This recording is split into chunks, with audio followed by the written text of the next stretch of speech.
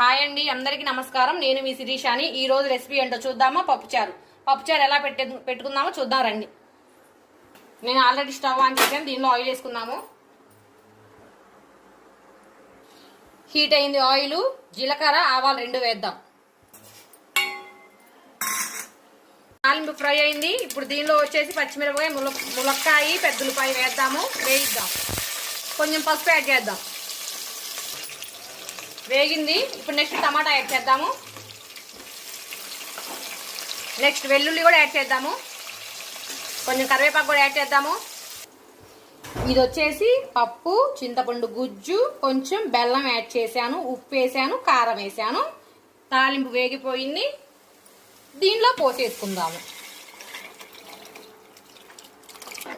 ఇదిగోండి చూడండి.